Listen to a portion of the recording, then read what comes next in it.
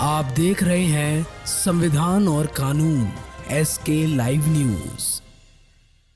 बांग्लादेश के पूर्व प्रधानमंत्री शेख हसीना का सत्ता से हटाने और देश छोड़ने के बाद सबसे बड़ा सवाल यह है कि क्या भारत और बांग्लादेश के बीच रिश्ते पहले जैसे रहेंगे। 15 साल तक शेख हसीना बांग्लादेश की सत्ता में रही और ऐसे में माना जा रहा था कि हसीना का सत्ता में होना मतलब बांग्लादेश के एक भारत के समर्थन वाली सरकार होने जैसा था। हालांकि अब भारत और बांग्लादेश के बीच रिश्ते पहले जैसे नहीं होंगे, इस बात का अंदाज़ा हुआ विपक्षी पार्टी के नेता खालिदा जिया के बयान से लगाया जा सकता है। बांग्लादेश नेशनलिस्ट पार्टी यानी BNP ने बांग्लादेश के पूर्व प्रधानमंत्री और अवामी लीग के नेता शेख हसीना को शरण देने के भारत के फैसले पर नाराज़गी जताई है।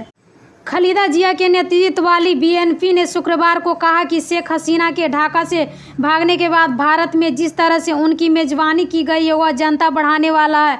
पार्टी ने कहा कि भारत फिर से सेना की सत्ता में वापसी चाहता है, इसके लिए आपको समर्थन कर रहा है, यह ठीक नहीं है। खालिदा जिया बांग्लादेश की राजनीति में बीते हुए दशक से शेख हसीना के मुख्य प्रतिद्वंदी है। BNP एक और बड़े नेता और पूर्व प्रधानमंत्री गहेश्वर राव ने कहा कि हमारी पार्टी बांग्लादेश और भारत के बीच आपसी सहयोग का समर्थन करती है, लेकिन जब हमारे दुश्मन यानी शेख हसीना की मदद करते हैं तो ऐसे समय आपसे रिश्ते का सम्मान करना मुश्किल हो सकता है।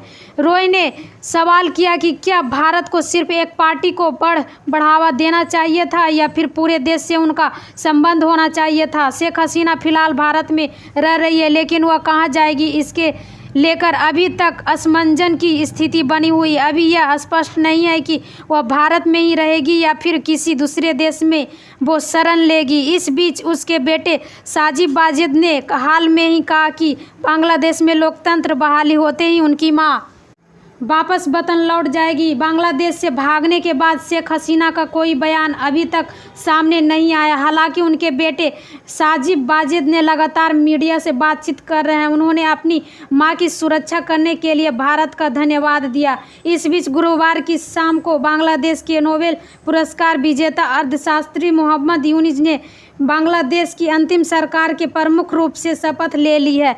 मोहम्मद यूनिस के नेतृत्व वाली अंतिम सरकार ने कुल 16 लोग शामिल किए गए, जिसमें हसीना के विरोध छात्र नेता नाहिद इस्लाम और अनीजिक महमूद भी शामिल है। दोनों ही छात्र नेता बांग्लादेश के आरक्षण विरोधी प्रदर्शनों का नेतृत्व कर रहे थे। मोहम्मद यूनिस के बांग्लादेश के अंतिम सरकार के मुखिया चुने जाने पर PM मोदी ने उन्हें बधाई दी थी। साथ ही प्रधानमंत्री ने बांग्लादेश में हिंदुओं का सभी नागरिकों की सुरक्षा सुनिश्चित करने की मांग की थी।